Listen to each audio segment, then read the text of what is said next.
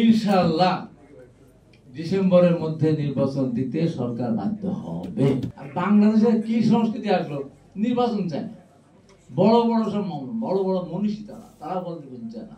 যত চেষ্টাই করুক, নির্বাচন ছাড়া একটা গণতান্ত্রিক সরকার ছাড়া একটা দেশ কোনোভাবেই পৃথিবীর যে দেশে যে বিএনপিকে মাইনাস করতে গিয়ে আওয়ামী লীগ দেশ থেকে বিতাড়িত হয়েছে। তাই বিএনপিকে যারাই মাইনাস করতে চাবেন, বাংলাদেশের মানুষের কাছ থেকে চিরদিনের জন্য আপনাদের হারিয়ে যেতে হবে। এত সহজ না, বিএনপি কারো দয়া চলে না। একবার ঘটনা ঘটলো, রাষ্ট্রপতির অপসারণের ব্যাপারে বিএনপি সাংবিধানিক পথে চলল, ধমক দিল। যদি রাষ্ট্রপতি অপসারণের ক্ষেত্রে বিএনপি যদি সম্মত না হয়, তাহলে দেশবাসীকে আমরা বিএনপিকে বয়কট করার আহ্বান জানাবো। কি ধমক? আমি বললাম, তোমরা বিএনপিকে ধমক দাও।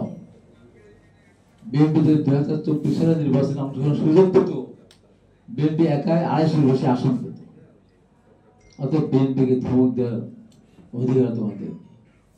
তাহলে করো, রাষ্ট্রপতি অপসারণ করো, আমাদের বাধা দিচ্ছে না। তো আমাদেরকে নিষিদ্ধ ঘোষণা করো।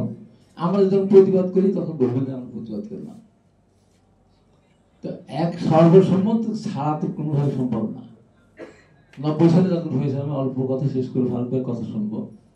90 সালে যখন রাষ্ট্রপতি শাহাবুদ্দিন সাহেবকে যখন প্রস্তাব দেওয়া হলো, আমরা ছাত্রলীগের প্রেসিডেন্ট শেখ হাসিনা আমাকে বলেছেন যে রাষ্ট্রপতি একে খন্দকারকে করতে হবে। আমি বলেছিলাম যে একে খন্দকার যেহেতু এরশাদের মন্ত্রী ছিল, অতএব তার কথা বলা যাবে না। জিদ হয়ে থাকলে সকাল দেখা করতে গেলে আমাদের দেখা করলো না, আমাদের সবাই আমাদের ছিল। পরবর্তী সময় সিদ্ধান্ত হলো যে প্রধান বিচারপতিকে রাষ্ট্রপতি হিসাবে সবাই সম্মত হয়েছে। তখন আমি শেখ হাসিনাকে বললাম যে এক রাষ্ট্রপতি হিসেবে প্রধান বিচারপতিকে সবাই অস্থায়ী রাষ্ট্রপতি সম্মত হয়েছে আপনার বিভাগে। উনি আমাকে বললেন বেগম খালেদা জিয়া কি বলেন। আমি ওখান থেকে ফোন করলাম, প্রথমে ফোন করে ম্যাডাম বললেন, ম্যাডাম আপনার সিদ্ধান্ত। ম্যাডাম বললেন হাসিনা কি বলেন। উনি তো এটা বলেন, আপনি কি বলেন। তাহলে আমি সম্মত। তারপর ওনাকে বললেন, তারপর একসাথে সম্মত হলো যখন, রাষ্ট্রপতি যখন বাদশাহ, আমি রাষ্ট্রপতি হতে রাজি আছি, তবে আবার আমাকে প্রধানমন্ত্রীর আসনে ফিরে কে প্রধান বিচারপতির আসনে আমাকে আসার সুযোগ করে দিতে হবে। তা পৃথিবীর ইতিহাসে কোনকে শুনে আমরা দেখো কেউ বলে নির্বাচন দরকার আছে, বলে ওই ধরনের লোককে দিয়েই তারা এগুলো বলা, এমন ভাবে তৈরি করে দেশে কোনো নির্বাচন প্রয়োজন। তাই আজকে দেশ নির্বাচন চায়, এটা বাস্তবতা। যত চেষ্টাই করুক, নির্বাচন ছাড়া একটা গণতান্ত্রিক সরকার ছাড়া একটা দেশ কোনোভাবেই পৃথিবীর যে দেশে আপনি চালান, নির্বাচন ছাড়া কোনো দেশকে আছে। রাশিয়া সমাজতান্ত্রিক, সেখানেও তো 4 বছর নির্বাচন, পৃথিবীর সব জায়গায় নির্বাচন। আর বাংলাদেশের কি সংস্কৃতি আসলো, নির্বাচন চায় না। বড় বড় সব বড় বড় মনীষী তারা বলতে চায় না।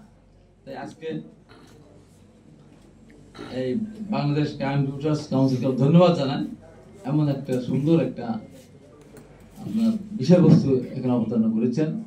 আমি মনে করি সবশেষে যে কথাটা বলে, যত চেষ্টাই করুক, যত স্বতন্ত্র হোক, ইনশাআল্লাহ ডিসেম্বরের মধ্যে নির্বাচন দিতে সরকার বাধ্য হবে।